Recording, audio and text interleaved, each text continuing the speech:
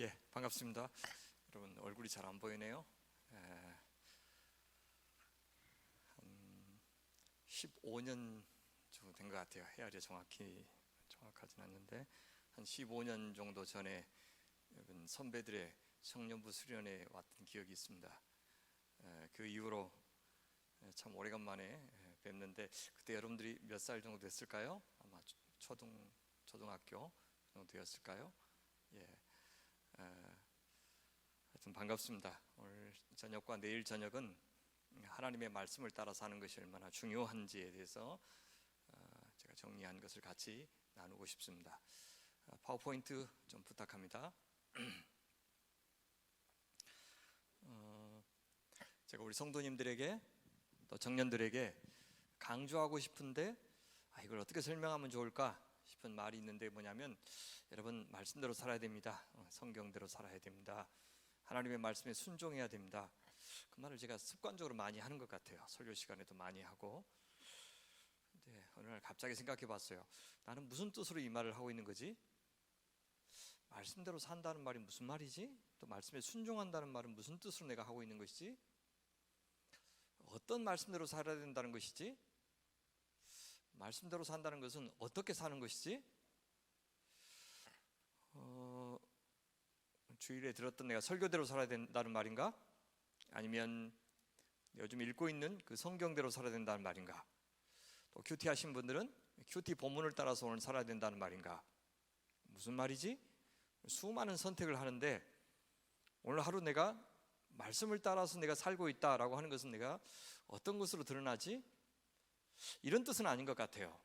말씀에 순종하라는 말이 목사님께서 하신 말씀에 무조건 따라하는 것, 혹은 교회가 요구하는 것에 토달지 않고 무조건 따라하는 것, 그것이 때로는 말씀을 따라 사는 것일 수도 있지만 그것과 이제 동일시 되지는 않는 것 같아요. 그것을 포함하지만 그 이상일 것 같아요. 때로는 말씀을 따라 내가 순종하기 위해서는 교회가 혹은 목사님이 하시는 말씀에 대해서 다시 한번 무슨 뜻입니까? 제가 다른 의견을 내도 되겠습니까? 라고 해도 괜찮은 것 같아요.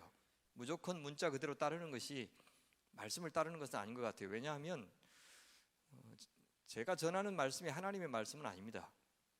하나님의 말씀이라고 제가 생각하는 것을 전하는 거예요. 그래서 여러분들이 점점 분별력이 생기면 하나님의 말씀을 따라서 이제 제가 하는 말이 하나님의 말씀이면 순종하겠죠. 제가 먼저 배우고 조금 더 많이 배워서 가능하면 최대한 하나님의 말씀과 가까운 말을 하려고 하지만 저도 한 25년 정도 설교하고 살았는데 나중에 보면은 내가 잘못 알고 이야기한 거 있구나 싶은 게 있어요. 그래서 그런 걸 깨달으면 죄송합니다. 그때는 제가 이렇게 알았는데 사실은 뭐 의도적인 구라는 아니어도 제가 구라쳤습니다. 미안합니다. 여러분 교정하십시오. 사과하기도 해요. 그래서 내 말을 액면 그대로 받아들이는 것이 꼭 말씀대로 순종하는 것은 아닌 것 같아요. 여러분 저 그림 보세요. 꽃으로 퉁칠 생각하지 마라. 이제 어버이날 저렇게 엄마가 이야기한 것 같죠? 신앙은 아주 구체적인 삶이나 인격입니다. 우리가 무슨 말인지도 모르면서 쓰는 말이나 구호 같은 것으로 우리가 이제 퉁칠 생각을 하지 말아야 됩니다. 무슨 말이냐면 잘 모른 채로 쓰는 종교 용어들에 우리가 익숙해져서 그 용어들을 능수능란하게 쓰는 것으로 내가 정말 그렇게 사는 것처럼 우리 자신을 속여서는 안 된다는 겁니다. 착각해서는 안 된다는 거죠. 그래서 그 대표적인 말 중에 하나가 바로 성경대로 산다, 말씀대로 산다는 말의 뜻이에요. 오늘 내일에 그 말의 의미가 조금 더 분명해졌으면 좋겠다는 생각이 듭니다. 왜냐하면 말씀대로 살고 싶은데 성경대로 살고 싶은데 그것이 하나님의 백성의 삶이라고 하는데 실제 여러분 지난 한 달, 지난 한 주 얼마나 성경과 가까이 했는지 한번 돌아보세요. 말씀대로 살기에 충분할 만큼 나는 성경을 좀 많이 알고 있는지, 성경에 익숙한지, 또 규칙적으로 성실하게 또 지속적으로 하나님의 말씀을 가까이 했는지 한번 자신을 돌아보기 바랍니다. 날마다 수많은 선택을 하는데 그 선택들은 과연 내가 알고 있는 그 하나님의 말씀에 의해서 영향을 받고 있는가? 무언가를 선택할 때 내 기준이 무엇이 되는지 그걸 물어보시기 바랍니다. 어떤 사람들은 그래요. 여러분들은 이제 그런 사람들이 좀 드물 건데, 가끔 제가 성도들을 만나면 혹은 어떤 사역자들을 만나면 하나님의 음성을 들었대요. 물리적으로 어떤 소리를 들었다는 말은 아닌 것 같은데 하나님의 음성을 들었다고 그렇게 말하고, 또 어떤 분들은 나는 하나님의 말씀을 받았어요. 하나님 저한테 이렇게 말씀하시는 것 같아요. 그렇게 말씀하시는 분도 있고 그래요. 무슨 뜻이지? 저게 자기 생각인지 하나님의 말씀인지 어떻게 알지? 자기 마음속의 느낌인데 그거를 왜 어떻게 무슨 근거로 하나님의 말씀이라고 이야기하지? 제가 좀 궁금할 때가 있어요. 저는 한 번도 물리적으로 들어본 적도 없고, 또 하나님의 뜻대로 살기 위해서 노력하지만 그 뜻이라고 하는 게 아주 구체적으로 무엇을 해야 되는지를 하나님이 직접 가르쳐 주신 적은 없어요. 거의 없는 것 같아요. 여러 가지 정황상 이것이 가장 하나님 좋아하시는 것이겠거니 그렇게 제가 생각할 때가 있지만, 명확하게 이것이 내가 원하는 것이다 이렇게 꼭 집어서 말씀해 주신 경우는 사실 그런 경우는 별로 없습니다. 그렇다고 해서 제가 하나님의 말씀대로 살지 않았다는 뜻도 아닙니다. 그렇죠? 어떻게 이것이 하나님의 뜻인지 아닌지 내가 알 수가 있는 것이죠. 주의 말씀은 내 발의 등이고 내 길의 빛이라고 그랬는데, 이 말씀은 나에게 무슨 의미인지 한번 생각해 보십시오. 신앙생활 참 오래 하신 분들도 때로는 참 공허하다 느끼기도 해요. 늘 예배에 참석하고 또 교회에서 많은 활동들을 하는데 그래도 내 마음은 참 허전하다. 왜 이렇게 불안하고 그럴까? 한번 생각해 보시기 바랍니다. 성경은요, 참 우리가 읽으면 위로가 되고 참 격려가 되는 말씀도 있지만 때로는 대단히 불편한 말씀도 많아요. 우리 참 지키기 어렵고 이 과연 현실 가능한가 싶은 그런 명령도 있어요. 다들 돈을 원하시고 또 안정된 삶을 원하시죠. 성경은 부자는 천국에 들어갈 수 없다 그래요. 천국에 들어가기 어렵다 정도가 아니라 아예 부자는 천국에 들어갈 수 없다고 그럽니다. 그래서 얼마만큼 어렵냐 그러면 낙타가 바늘길을 통과하는 것보다 어렵다, 그것과 같다 그러면 낙타는 바늘길 통과 못하죠. 사실상 불가능하다는 뜻입니다. 그러니까 문자 그대로의 그 부자가 천국에 들어갈 수 없다는 말이 아니라, 돈이 많든 적든 그 돈이 하나님께서 주신 선물이고 또 하나님께서 우리에게 맡겨주신 것으로서 우리는 하나님의 청직이다라는 생각을 갖지 않은 사람, 그래서 하나님의 백성으로 사는 것보다 많은 돈을 가지고 이 세상에서 자기 권한을 향유하는 것을 더 큰 기쁨과 삶의 목적으로 삼는 사람들은 하나님의 나라와 아무 상관없다. 하나님의 것을 도둑질하는 사람이기 때문에 그렇죠. 그렇게 이야기했어요. 얼마나 사실 우리 욕망과 배치되는 말씀입니까? 자, 이 말씀이 진짜 생명의 말씀이고 이렇게 살아야 구원받은 하나님의 백성이라고 이야기하는데, 나는 이 말을 얼마나 문자 그대로 받아들이면서 또 이 말씀이 내게 현실화되도록 노력하고 있는가? 예수님은 우리를 참 파격적으로 사랑하셨어요. 이 세상의 사람들이 전혀 기대하지 않는 방식으로, 업사이드 다운하고 인사이드 아웃하는, 뒤엎고 뒤집는 방식으로 사람들이 기대하는 권력자 왕, 그런 모습을 완전히 전복하여 굉장히 급진적이고 혁명적인 방식으로 우리를 사랑하셨고, 이렇게 한 것은 내가 너희들에게 이례적으로 사랑하는 것이다 이렇게 말씀하지 않고, 너희 선생으로서 스승으로서 너희들도 그렇게 사는 것이 진짜 인간다운 삶이고 그런 사람들이 모인 것이 하나님의 나라다라고 하는 것을 내가 가르쳐주기 위해서 한다. 제자들의 발을 씻어주는 장면으로 요한복음에서 나왔었죠. 묵상하십니까? 그렇죠. 제자들의 발을 씻기는 장면이 요한복음만 나오죠. 요한복음에서는 최후의 만찬 장면이 나오지 않습니다. 그래서 최후의 만찬에서 보였던 예수님의 십자가를 이 발을 씻는 장면으로 그렇게 미리 보여주신 겁니다. 과연 이 말씀이 물질 만능의 세상, 모든 사람들이 공생하는 그런 세상이 아니라 적자만, 적합한 자만 살아남는다고 하는 이 정글 같은 이신자유주의 질서 속에서 나는 정말로 예수께서 보여주신 저 삶의 방식이, 저 존재 방식이 정말 인간다운 존재 방식이고 영생을 누리는 방식이라고 믿고 그것이 내 삶에서 구체화되기 위해서 내가 애쓰고 있는가, 그것을 한번 여쭤봤으면 좋겠습니다. 말씀 때문에 도저히 봐줄 수 없는 사람이 용서되고, 말씀 때문에 우는 자들과 함께 울고 웃는 자들과 함께 기꺼이 그들의 성취를 축하해 주면서 시기하지 않고 질투하지 않고 더불어서 그 기쁨을 누릴 만한 사람이 되고 있는가? 그렇게 주님 좋아하는 사람이 되는 일에 하나님의 말씀은 내게 기여하고 있는가? 물어보시면 좋겠습니다. 그 말 이렇게 정리할 수 있겠죠? 말씀이 내 안에, 우리 안에, 우리 공동체 안에 창조를 일으키려면, 우리의 삶을 변화시키고 우리의 인격을 변화시키려면 우리는 어떻게 해야 되는가? 이것이 바로 말씀대로 살기 위해서 우리가 어떻게 해야 되는가? 그 말하고 같습니다. 여러분, 누군가를 믿는다라고 하는 것은요, 어떤 종류의 새로운 관계를 맺기 시작했다는 뜻입니다. 믿는다라고 하는 것, 신앙을 갖는다라고 하는 것은 이전과는 전혀 다른 방식의 새로운 관계를 시작한다는 뜻입니다. 바로 관계가 생명입니다.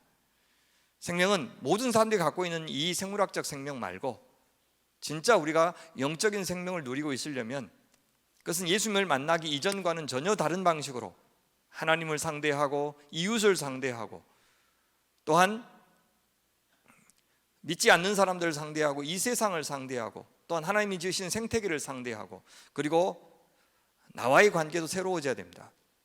그 이전까지 나를 정의했던 방식에서 완전히 벗어나서, 그러니까 이 세상이 나의 몸값, 나의 가치, 그래서 내가 웃고 울고 또 내가 자긍심을 갖게 만들었던 그 조건들을 다 폐기하고 이제 하나님께서 나를 당신의 형상으로 만들어주신 것, 너는 내 사랑하는 자요 내 기뻐하는 자라고 불러주신 그 하나님의 정의를 액면 그대로 받아들이면서 내가 이 세상으로부터 사랑받을 만한 조건을 갖고 있다는 사실을 끊임없이 확인시키고 증명하고, 절대 나는 너희들한테 무시당해서는 안 되고 존중받아야 되고 사랑받아 마땅하다는 것을 증명하기 위해서 온갖 조건들을 갖추기 위해 애쓰는 삶을 살았는데, 이제 예수님을 만나고 난 다음부터는 그분께서 나를 책임져 주시고 그분께서 나를 사랑해 주시고 그분께서 나를 쓰신다 하시고 그분께서 나를 귀하다 말씀하시고 난 참 괜찮은 사람이라고 말씀해 주시는, 아니 그렇게 만들어 가시겠다고 약속하신 것을 믿고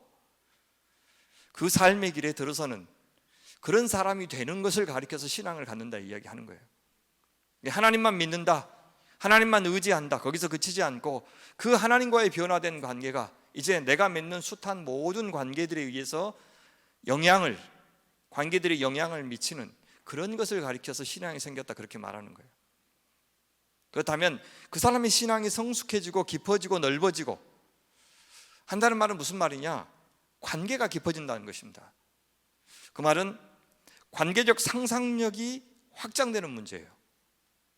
그것을 두 가지로 이야기할 수 있어요. 공시적인 관계성과 통시적인 상상력, 통시적인 관계성.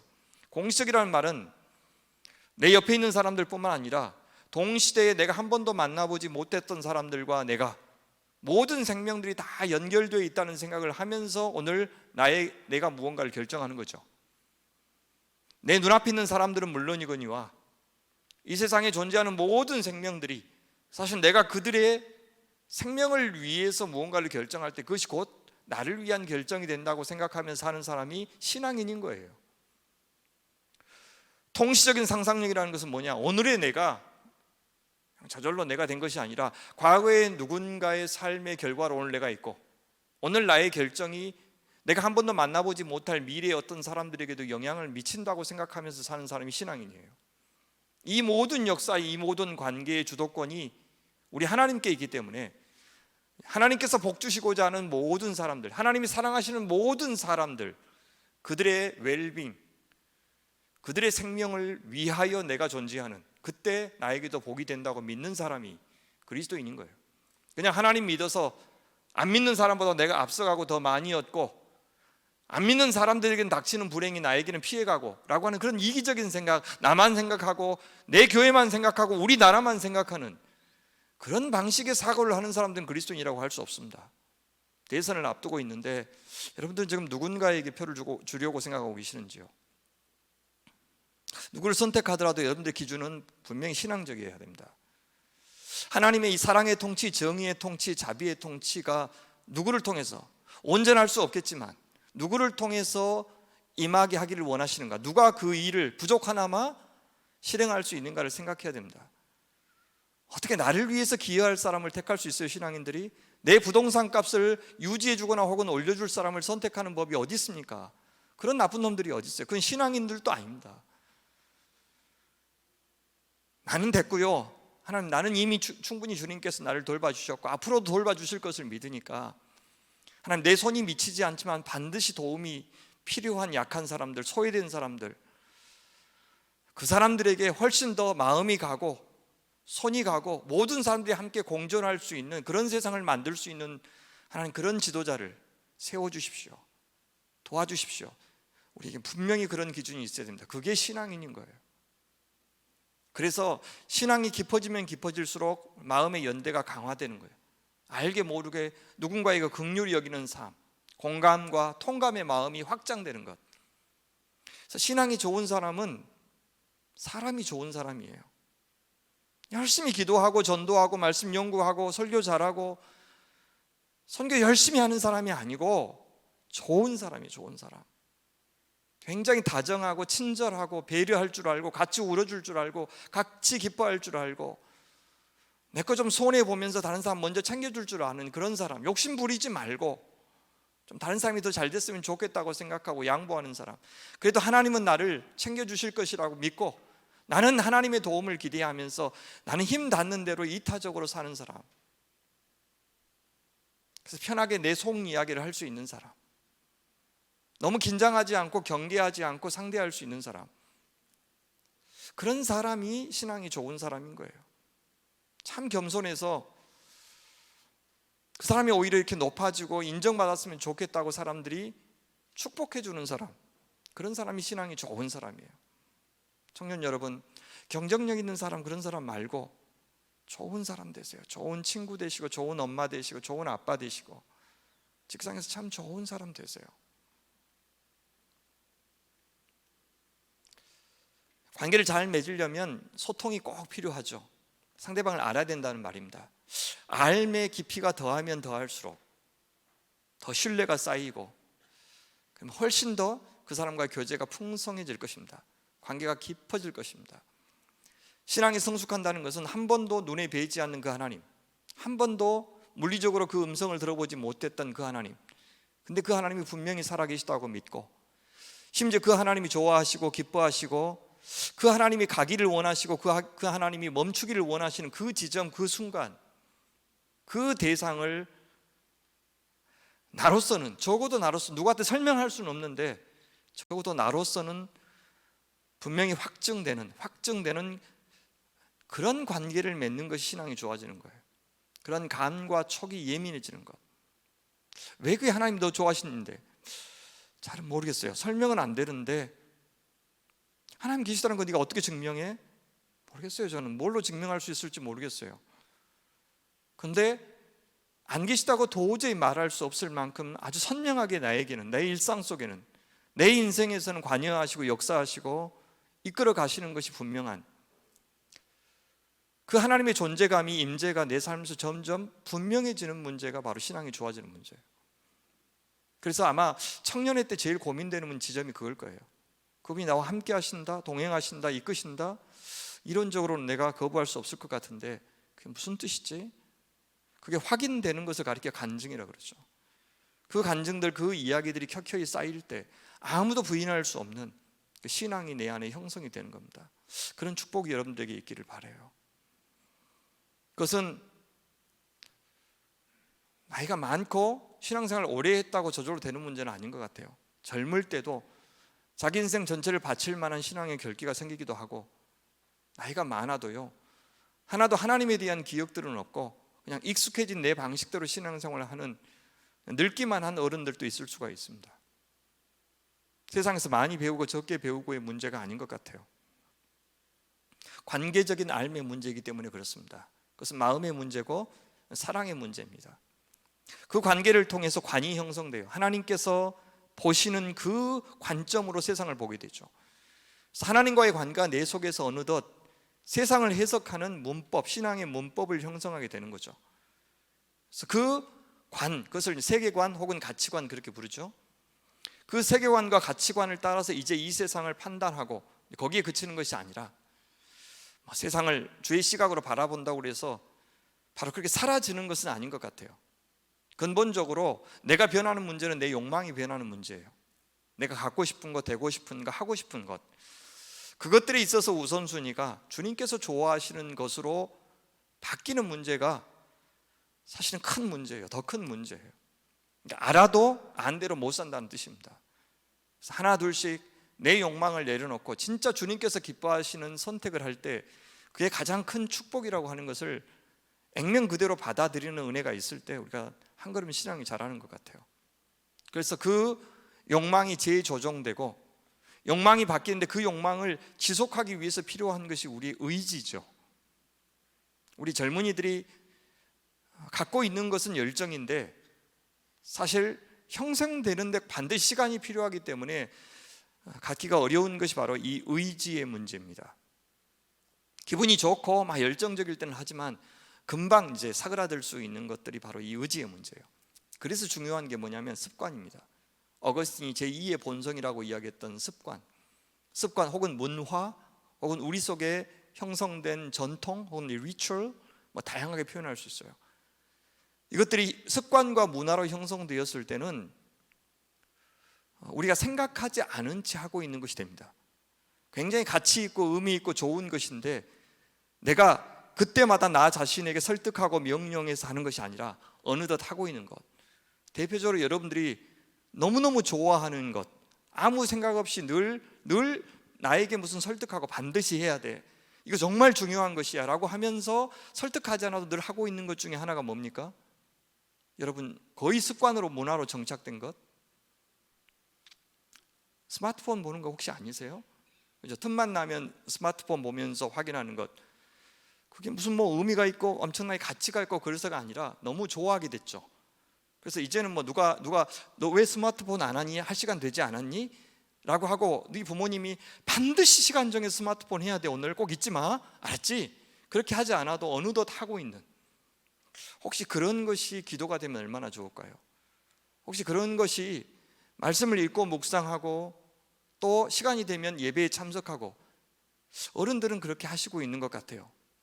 어른들은 그냥 새벽에 일어나서 옷을 입고 집안을 나서서 교회에 와서 늘 앉던 자리에 앉으셔서 새벽에 예배를 드리시는 것이 습관이 된 것 같아요.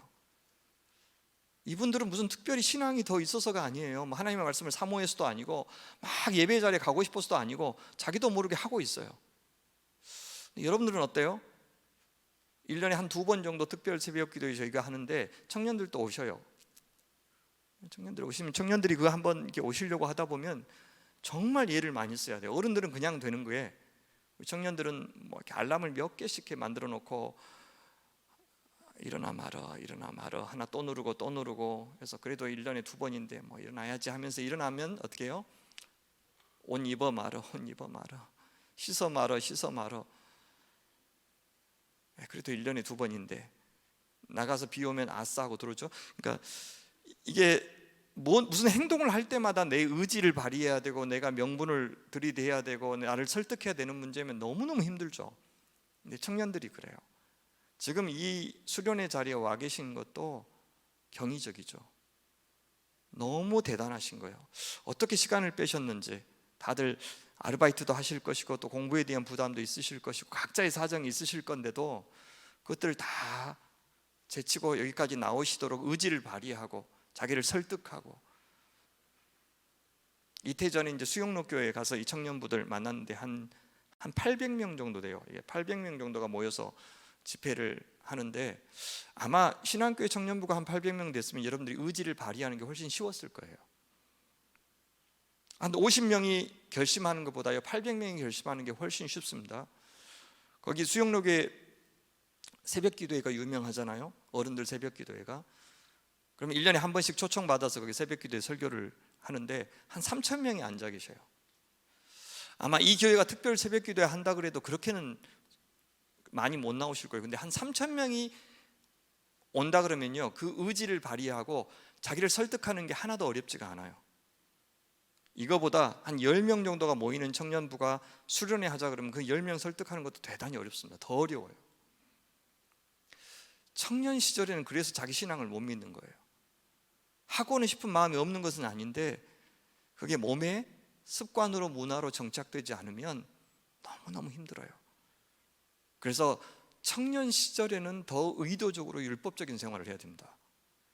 내 몸이 기억하는 딱 그만큼이 내 신앙이기 때문에. 처음에는 우리가 습관을 만들지만 나중에 습관이 우리를 만듭니다. 우리가 안식일을 지키면 나중에 안식일 우리를 지키고요. 우리가 예배의 자리를 고수하면 예배의 자리가 나중에 우리를 지키고, 우리가 묵상의 자리를 고수하면 나중에 그 묵상이 우리를 지키고, 우리가 집을 선택하면 그 집이 나중에 우리를 만들잖아요. 그죠? 아파트를 선택하면 아파트형 인간이 되고, 저처럼 지금 담양 시골에 살면 시골형 인간이 되는 거예요. 내가 무엇을 선택하느냐가 나중에 그것이 나를 만드는, 바로 그것이니까 지금 여러분들이 어디에 시간을 쏟고 어디에 내 에너지를 쏟고 어디에 내 열망을 쏟느냐, 이 선택이 결국 여러분들을 만들어가게 될 것입니다. 거기까지 갈 때 여러분들 신앙이 안정화돼요. 그렇지 않으면 왜 나는 왔다 갔다 하지, 왜 나는 하고 싶을 때도 있고 하기 싫을 때도 있지, 이렇게 왜 나는 이렇게 흔들리지, 이건 당연한 겁니다. 당연해요. 나중에 진짜 이 사람 내가 신앙이 생겼는지 그렇지 않는지를 판단해 보려면 두 가지 시금석이 있습니다. 하나는 뭐냐면 돈이에요. 다른 하나는 시간이에요. 왜냐하면 이 시대에 하나님과 필적할 만한 유일한 신은 돈밖에 없어요. 그러니까 하나님 안 믿는 사람들의 모든 관심은 돈이라고 생각하면 됩니다. 왜냐하면 하나님 안 믿는 세상에서 결국 자기 자신의 존재값을 결정하는 것은 이 세상은 돈이에요. 더 이상 명예가 아닙니다. 옛날에는 아너인 쉐임의 문화였어요. 명예와 수치의 문화였어요. 사람들이 돈은 없더라도 이 가오만 있으면 된다고 생각했어요. 그게 과거의 문화예요. 명예를 굉장히 중시하는 문화였는데 요즘에는 그렇지 않아요. 돈이 있으면 그 사람이 능력 있는 사람이고 자기의 세계를 만들어가는 사람이에요. 내가 누군가의 밑에 있지 않고 누군가를 부리면서 사는 것이 성공이라고 생각하고, 그 많은 돈이 안정된 미래를 더 많이 보장해 준다고 믿는 이 이데올로기 속에서 우리가 살고 있기 때문에, 우리 하나님 믿어서 시간의 주인이신 그 하나님 앞에 내 인생을 맡기는 그런 결단을 하지 않는 사람들은 반드시 돈으로 내 안정감을 확보하고 내 지위를 확보하는 그런 삶을 살 수밖에 없는 겁니다. 그래서 내가 신앙이 있는지 없는지는 내 결정에 있어서 돈이 몇 번째 위치를 차지하는지를 봐야 됩니다. 예수님이 먼저 고려사항인지 아니면 돈이 먼저 고려사항인지를 한번 물어보시라고요. 그리고 돈 있는 자를 향한, 혹은 내 생사 여탈권을 쥐고 있다고 생각하는 사람을 향한 내 태도와, 소위 권력 있는 사람을 향한 내 태도와, 내가 아무리 예수고 사랑해도 돌아올 것이 없는 사람들을 대하는, 이 세상에 마음 놓고 조롱하고 또 혐오하고 차별하고 무시해도 괜찮은 사람들을 향해서 나는 어떤 태도를 취하고 있는가, 그것을 잘 보면 내가 그리스도인지 아닌지, 혹은 내가 신앙이 좋은 사람인지 아닌지 드러날 것입니다. 갑질하는 사람이 어떻게 그리스도인이라고 할 수가 있죠? 저는 이해할 수가 없어요. 하나님의 사랑을 알고 하나님의 은혜를 알면서 어떻게 함부로 대해요?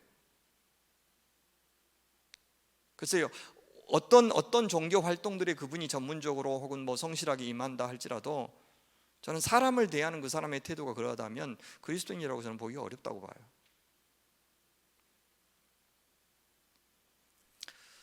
우리가 성경을 늘 가까이 하고 성경을 묵상한다는 말은 무슨 말이냐? 바로 그 하나님의 말씀으로 우리의 시각, 관, 우리의 욕망, 우리의 의지를 형성하는 것을 가리켜 성경 묵상이다, 그렇게 불러요.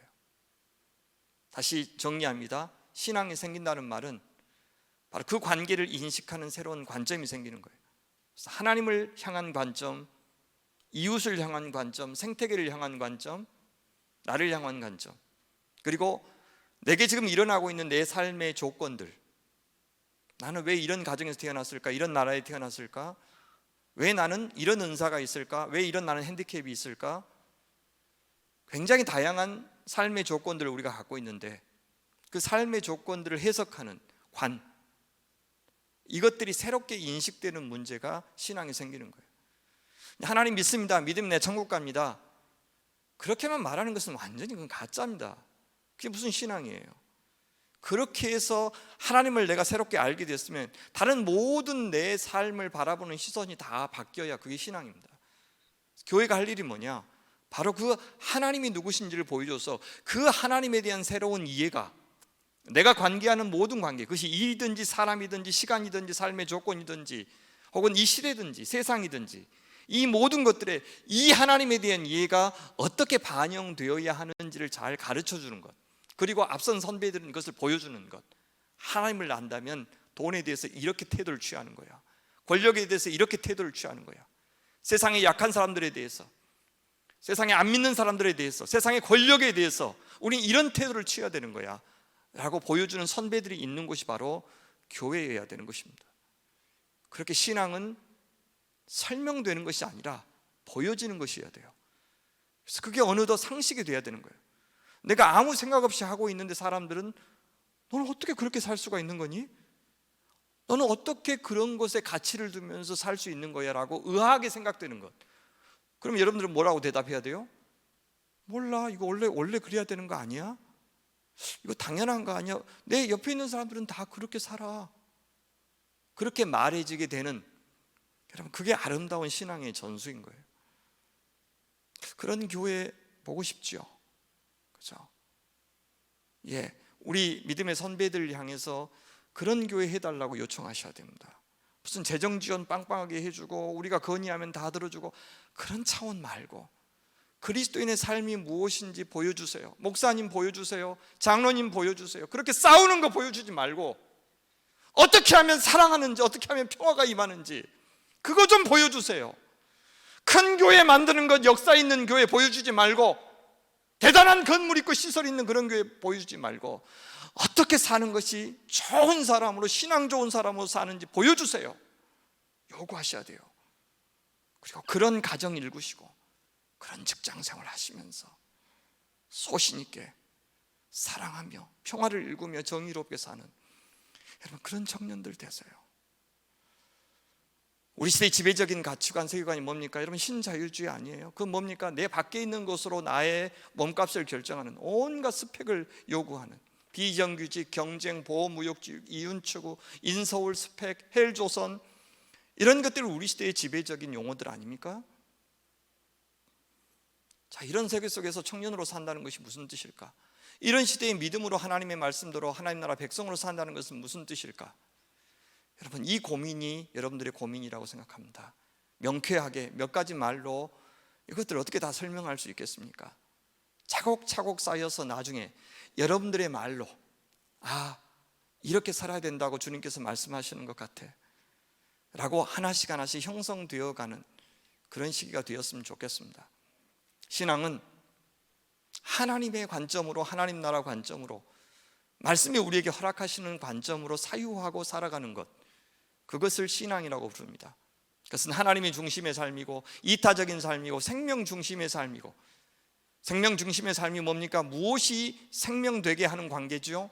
사랑과 평화와 정의, 바로 이것이라고 성경은 말하는 것 같아요. 그것을 복음에 합당한 삶이라고 하는데, 복음이라고 하는 것이 정말 기쁜 소식, 복된 소식이 된 이유가 뭐냐면 나쁜 소식이 있었기 때문입니다. 나쁜 소식의 영향을 받아서 우리가 살고 있었는데 그 와중에 좋은 소식이 들린 거죠. 나쁜 소식이 뭡니까? 우리가 다 생물학적으로는 살아있지만 사실 영적으로는 다 죽어 있었다. 그 말은 무슨 말입니까? 우리가 죄로 인해서 관계가 파괴되었다는 뜻이에요. 죄는 관계 파괴입니다. 하나님과의 관계 파괴, 이웃과의 관계 파괴, 생태계의 관계 파괴, 나 자신과의 관계 파괴를 죄라 그래요. 하나님을 개무시하고 친구와 세상을 개무시하고 이제는 내가 내 스스로, 아니 내가 갖고 있는 외적인 자원을 통해서 이 세상 내 삶 건사할 수 있다고 생각하는 것이 바로 죄입니다. 죄의 삭은 사망이라고 선언하셨던 그 말씀 그대로입니다. 복음은 뭡니까? 바로 그 무너졌던 관계, 왜곡되었던 관계, 그 관계가 이제 회복될 수 있다고 하는 소식이 바로 복음입니다. 누구 때문에요? 예수님 때문에. 하나님의 아들 예수님 때문에 이제 하나님과의 관계가, 이웃과의 관계가, 생태계의 관계가, 그리고 나 자신과의 관계가 회복될 수 있다고 하는 소식이 바로 복음입니다. 복음은 다른 말로 하면 이제는 사탄이 지배하고 있던 이 세상, 그래요, 서로 인간과 인간이 서로 연결되어 있는데 다 끊어진 채 상대방을 늘 이용하고 부리고 조종하는 대상으로만 보았던 그런 가치관에서 이제는 벗어나서 가장 강한 자가 가장 약한 자를 섬기고 위하여 자신을 내어주는, 정말 세상에서 한 번도 본 적이 없는 그런 엄청나고 기이한 사랑을 통해서 우리가 용서를 받고 초대를 받고 하나님과 하나가 되고 예수님과 하나가 되고 그분의 자녀로서 그분이 책임지는 그런 인생이 시작되었다라고 하는 소식이 바로 복음입니다. 하나님의 나라가 시작되었는데 그 나라의 왕으로 예수께서 오셨다. 이 세상에 그 무엇도 우리를 이용하고 부리려고만 하지, 우리를 섬겨주고 우리를 사랑하려고 하지 않는데 하나님께서 당신의 아들을 보내셔서 우리가 사랑받는 자로 살 수 있도록 하셨다라는 소식. 이제는 그 예수께서 말씀으로 우리를 다스리시는데 바로 그 말씀만이 생명을 생명되게 하는 진리다 라고 하는 소식이 바로 복음인 것입니다. 우리가 회심했다는 말은, 예수님을 믿는다고 하는 말은 이제 주인을 바꾸는 겁니다. 나를 믿는 삶에서, 내 소유를 믿는 삶에서 이제는 예수 그리스도를 주인으로 받아들이는 삶. 그래서 어떻게 하면 주님께서 기뻐하시는 좋은 사람이 될까? 예수 그리스도의 형상이 될까? 주님을 기뻐하시는 사람이 될까? 소유 방식의 삶에서 존재 방식의 삶으로의 변화. 그래서 이제는 그 예수께서 만들어 가시는 이 하나님 나라의 질서와 세계관, 그 하나님의 리듬과 박자를 따라서 내가 살아가는 사람, 하나님과 함께 호흡하며 그분의 생각에 나를 조율하며 사는 사람이 되는 것, 새로운 관계 맺기 방식에 참여하는 것, 그것을 가리켜 회심이라고 합니다. 잘못됐습니다라고 눈물 찔끔 흘리고 마는 것이 아니라 욕망의 변화, 삶의 방식, 라이프 스타일의 변화, 그리고 내 삶의 목표의 변화, 거기까지 갔을 때 그것을 회심이라고 합니다. 그래서 회심은 단 한 번의 사건일 수가 없는 겁니다. 우리가 어떻게 한 번 결심했다고 바뀌어요? 끊임없이 돌아왔다가 다시 원점에서 다시 시작하고 다시 시작하고. 그래서 인생 내내 사실 우리 신앙의 과정이 회심의 과정이다, 그렇게 볼 수 있습니다. 그래서 하나님을 믿는다고 하는 말은 단순히 지적인 고백의 의미일 수가 없겠죠. 심지어 지적인 동의의 차원에도 그치지 않습니다.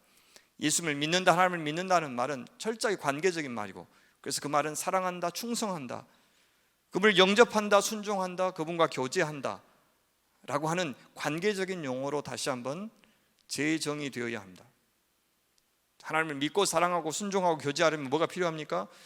그럴 만한 분인지, 나 자신을 던져서 내가 위하여 살고 위하여 죽을 만큼 그 복음이, 그 예수님이 가치가 있는 분인지에 대해서 내가 알아야 되죠. 설득돼야 됩니다. 그렇게 안 만큼, 믿어진 만큼, 또 사랑한 만큼 그분을 따라서 살게 되고 그분과의 교제도 풍성해지지 않겠습니까? 그러는데 필요한 것이 바로 소통입니다. 하나님께서 우리와 소통하시기 위해서 다양한 방편들을 제시하셨어요. 성경 말씀, 기도, 또 사랑하는 공동체와 함께 드리는 예배, 여러 가지 신앙의 경험들이 있죠. 여러분들은 아마 일천할 수도 있겠는데, 제가 여러분보다 한 2배 정도 나이가 많아서 좋은 것이 하나 있다면 그것은 뭐냐면, 하나님께서 제 삶에 친히 역사하셔서 개입하셔서 일하신 그런 흔적들이 더 많아요. 할 이야기들이 많아요. 저는 지금 현재 교회가 3번째 개척인데 마음으로 이제 기도하고 있어요. 하나님, 2개만 더 개척하고 제가 은퇴하게 해주세요. 그래서 이 교회를 개척하면서도 개척 조건이 분립할 때는 제가 나가서 분립하는 것을 조건으로 하고 개척을 했어요. 꼭 그렇게 하고 싶고 또 마음으로 계획을 하고 있어요. 담양에다가 하나 지금 개척할까 생각을 하고 있는 중입니다.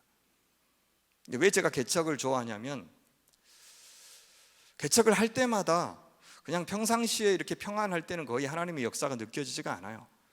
기도해도 내가 그냥 혼자 하는 소리인지 하나님이 역사하시는지 안 하는지, 들어주시는지 안 들어주시는지 뭐 문자 그대로 들어주신 경우는 거의 없고 그냥 자기 알아서 다 하시고 나는 알아서 기도하고 되게 그래요.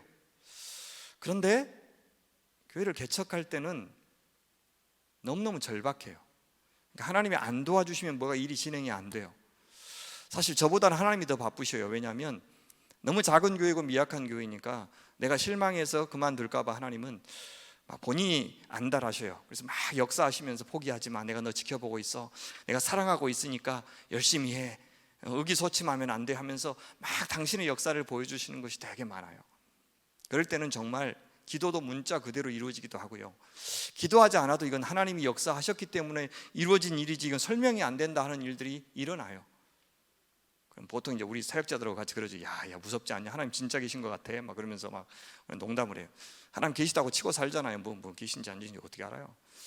근데 그때는 야 하나님 진짜 살아계셔서 우리에게 관심을 갖고 계시구나, 정말 사랑하시구나 라고 하는 것이 정말 믿어질 정도로 생생한 역사들, 그것들이 많이 일어나요. 심지어요, 매일 성경을 묵상하면 문자 그대로의 이 일이 그날 벌어진 일들이요, 제가 38년째 매일 성경을 쓰고 있어요. 묵상을 38년째 하고 있는데 그날 본문이 그날 아주 정확하게 문자 그대로의 사건으로 일어나는 경험들이 숱하게 많아요. 저는 그것이 하나의 원리나 방법으로 사용되어서는 안 된다고 생각해요. 그래서 문자 그대로 이루어지리라고 기대하면서 묵상하지는 마세요. 그러나 기대하지 않았는데 그날 그 사건이 꼭 일어나는 그런 일들은 대단히 많아요. 가령 저희 교회 이제 건물을, 지금 쓰고 있는 건물을 계약을 하는데 한 1년 이상 그 계약이 안 됐어요. 그때 여호수아서를 묵상하고 있었는데 여호수아의 마지막 땅 정복이 다 끝나는 날 기적같이 그날 계약이 시작됐어요. 계약이 되었어요. 그래서 저는 우리 교회 개척할 때 그 일을 잊을 수가 없기 때문에 그걸 다 써놨어요. 역사를. 그는 우리를 격려하신 거죠. 그런 일들이 숱하게 많이 일어납니다.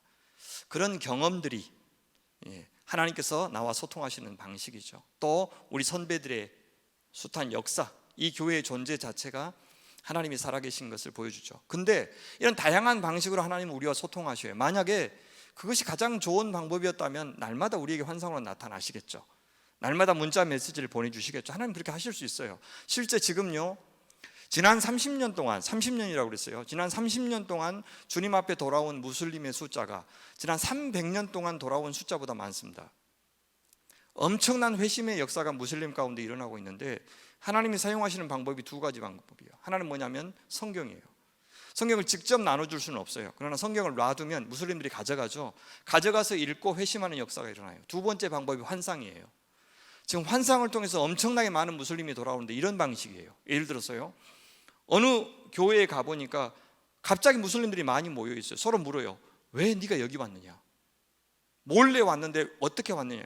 하나님께서 여기로 가라고 말씀하셔서 왔다 라고 해서 모인 사람들이 많은 그런 방식으로. 제 독일에 있는 친구가 모로코로 간대요. 왜 가느냐 했더니 세례 주러 간대요. 30명이 기다리고 있대요. 원래 무슬림들은 영접을 해도 예수님을 믿어도 세례는 안 받습니다. 그냥 히든 크리스천으로 있는데 세례 받는다는 말은 자기는 공개한다는 뜻이에요. 근데 보통요, 이제 터키 선교사님이 터키에 선교하시는데 10년간 2명 전도했다 그래요. 그렇게 전도가 안 됩니다, 무슬림들이. 그런데 30명이 집단 회심을 한 거예요. 그리고 세례 받겠다고 요청해서 자기가 모로코에 간다고. 그때 하나님 사용하시는 방법이 지금 환상의 방법을 쓰고 계셔요. 그러니까 하실 수 있어요. 지금도 하나님께서 뭐 환상을 통해서, 기도를 통해서 말씀해 주실 수 있다고 생각해요. 근데 보편적인 방법을 안 쓰시잖아요. 뭘 쓰시죠? 하나님의 말씀을 쓰셔요. 그러니까 왜 이렇게 하시지? 라고 할 만하지만 지금 하나님께서 우리와 소통하시는 방식으로 말씀을 주셨기 때문에 그것을 특별 계시라고 부르죠.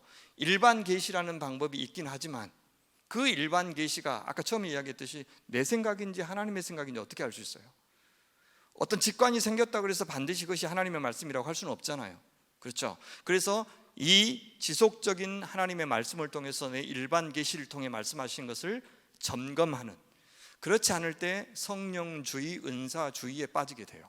혹은 신비주의에 빠지게 되고, 신비가 사라진 신앙은 참 신앙이 아니지만 신비주의에 빠지는 것은 하나님을 자기의 경험 속에 가두는 일이니까 위험한 거예요. 그래서 말씀이 빠진 그 어떤 경험들도 우리가 절대화할 수 없다 생각이 들어요.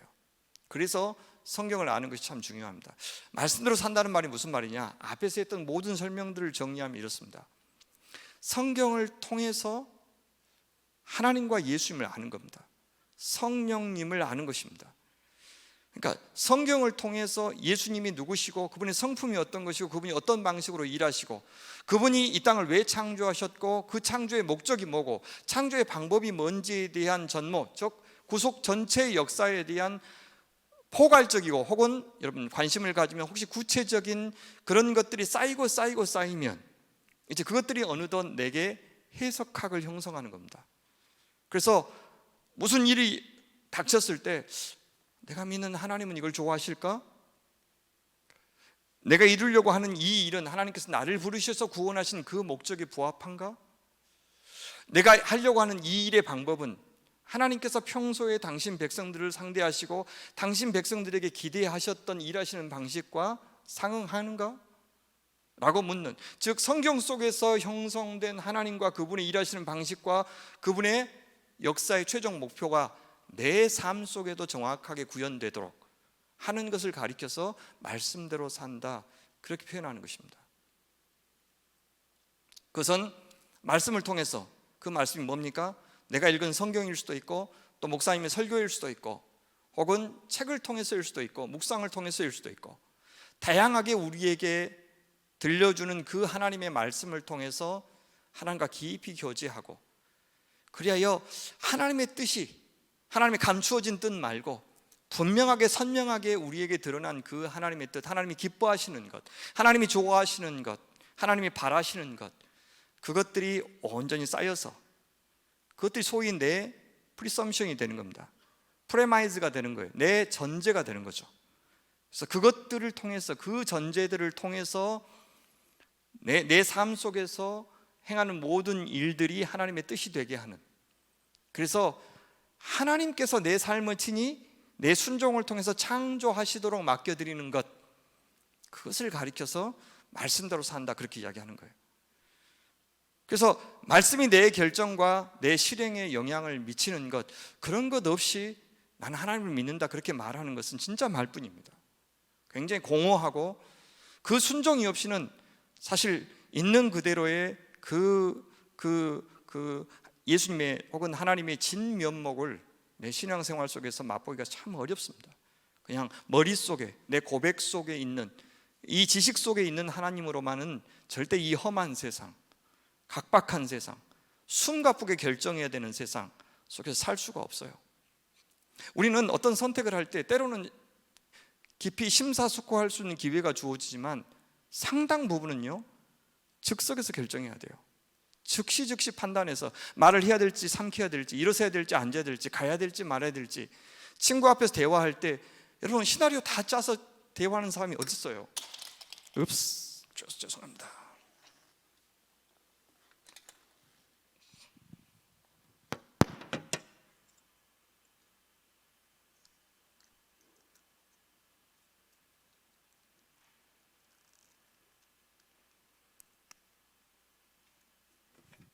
되었습니다. 죄송합니다.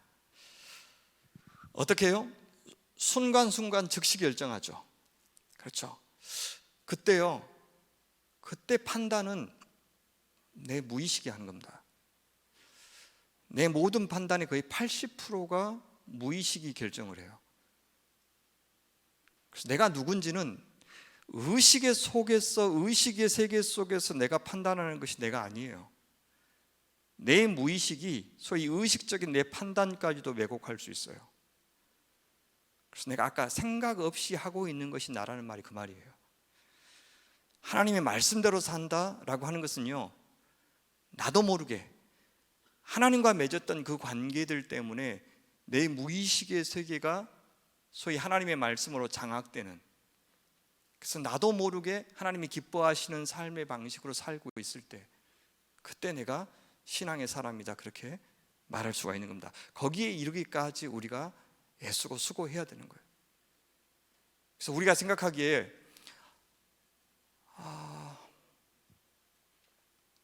자꾸 우리의 의식은 오늘 예배 가기 싫다, 수련회에 빠지고 싶다, 그보다 훨씬 좋고 재미있고 급한 일이 너무 많을 것이다, 늘 그렇게 생각할 수도 있어요.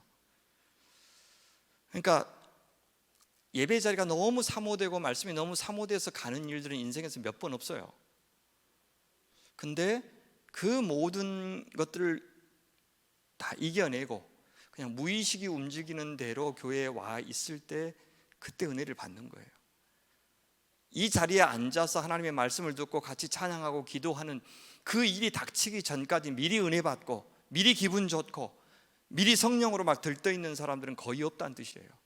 그러니까 여러분들의 그 생각을 절대 믿어서는 안 되고 그냥 때가 되면 그 자리에 와서 앉아있고 때가 되면 기도할 때가 되면 기도하고, 또한 목사님이 뭐 좀 해주세요라고 하면 내 마음으로는 하기 싫고 이유가 많고 그래도 한번 해볼게요. 목사님 제가 좀 바쁘고 시간 조정을 많이 해야 되는데 위에서 좀 기도해 주시겠어요? 그래서 일을 좀 잘 해낼 수 있도록 목사님도 좀 같이 기도해 주시겠어요? 해서 어렵더라도 한번 해보면 내가 생각하지도 못했던 은혜들, 주님의 도우심, 또 주님의 일하심, 이런 것들을 경험하게 돼요. 그런 역사들이 하나 둘씩 쌓일 때 그때 하나님의 사람으로 내가 온전해져 가는 그런 축복이 있는 것입니다. 말씀 묵상은 그렇게 끊임없이 들려오는 내 욕망의 목소리, 그것을 자극하는 세상의 목소리를 거슬러서 우리 하나님의 목소리를 더 먼저 듣고 더 크게 듣는 일, 그것을 말씀 묵상이라고 해요. 그래서 말씀 묵상은 어떤 의미에서 내가 성경을 읽는다기보다도 성경에 의해서 내가 읽히는 작업이 아닐까 그런 생각이 들어요. 내가 무슨 생각을 하고 있지? 내가 이렇게 생각해도 되나? 내가 이걸 욕망해도 되나? 라고 성경이 내게 던지는 질문들에 대해서 대답하는 일이 오히려 말씀을 묵상하는 일이 아닐까 생각해요. 여러분, 우리의 사고를 깨트리고 당황스럽게 만들고 쩔쩔매게 만들고 때로는 아까 이야기했던 뒤집고 뒤엎는 역사, 그래서 지평이 확 확대되는 역사, 여러분 그런 경험들이 몇 번이나 있었어요. 세상의 어떤 학문 혹은 좋은 강의, 가장 대표적으로 여러분들이 막 엄청난 고난을 겪었을 때 하나님에 대해서 혹은 여러분 인생에 대해서, 여러분 자신에 대해서 새롭게 생각하게 되는 계기가 있을 거예요. 그러나 그런 고난이 아니고서 우리가 우리 생각을 교정할 수 있는 것은요, 압도적인 권위, 압도적인 사랑, 그리고 이 세상 우리가 익숙해 있던 방식의 그런 세계관을 완전히 전복하는 새로운 세계관이 우리에게 다가오지 않았을 때 우리는 그냥 관성의 법칙에 따라 살던 대로 살게 될 거예요.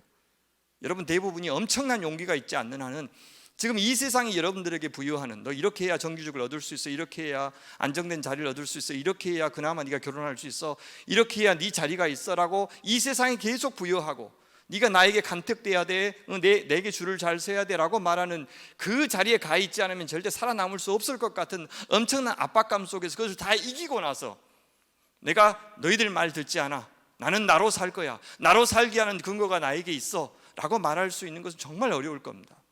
그럼 그런 내적인 논리를 갖추게 만들어주는 것은 뭐냐고요? 저는 하나님의 말씀밖에 없다고 생각해요. 제가 목사이기 때문에 그런 말 할 수도 있어요. 근데 지금까지 여러분보다 한 25년 정도 더 신앙생활을 해온 사람으로서 저는 그게 맞는 것 같아요. 그래서 카프카의 이 말 여러분들 들어보셨을 거예요. 책을 읽다가 머리를 한 대 맞은 듯 정신이 번쩍 나지 않는다면 그 책을 왜 읽는단 말인가?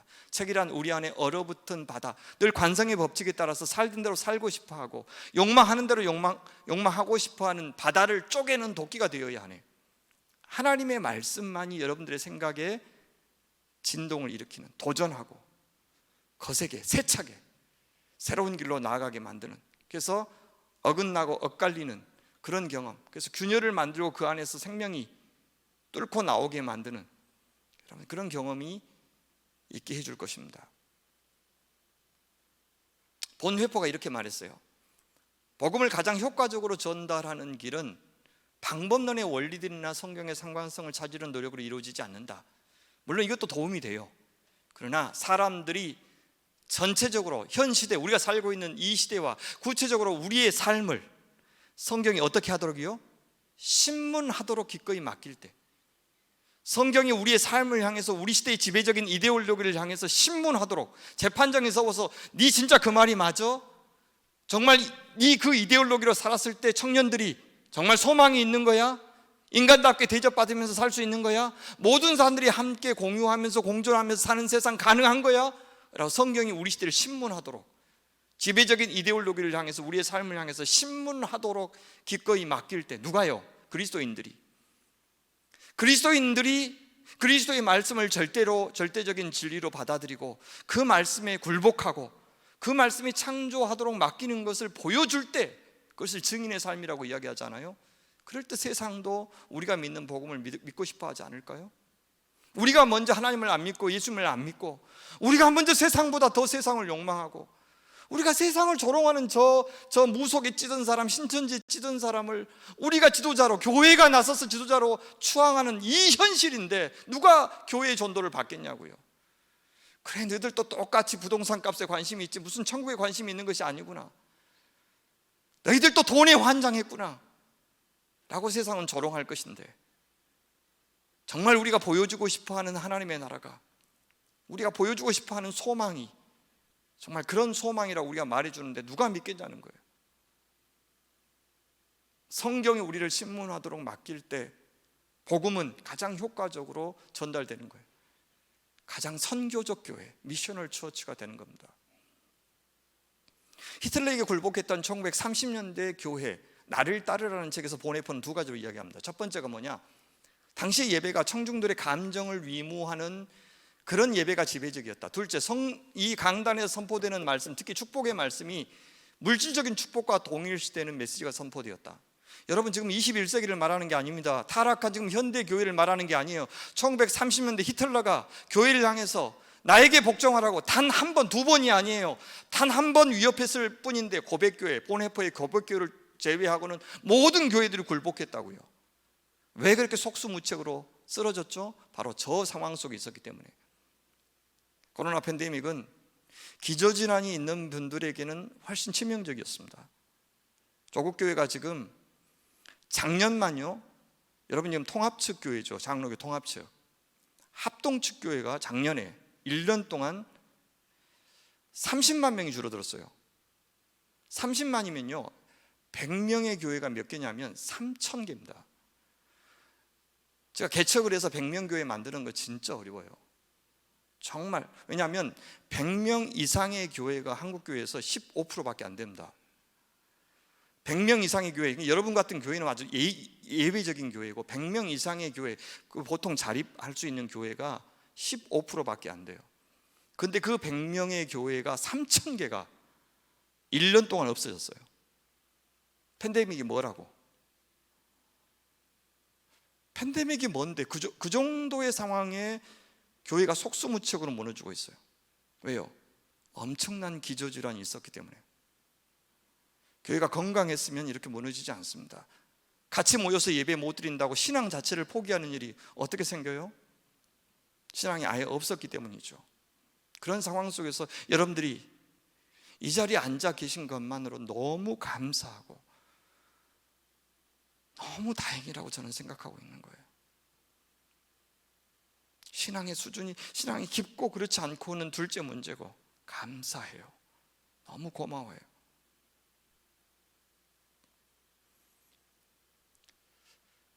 그 대상과 이유가 분명하지 않는 공허한 믿음의 요구는 그냥 믿어라, 믿으면 좋다라고 하는 것은 믿음의 효과를 믿는 것이지 믿음의 대상을 믿는 게 아닙니다.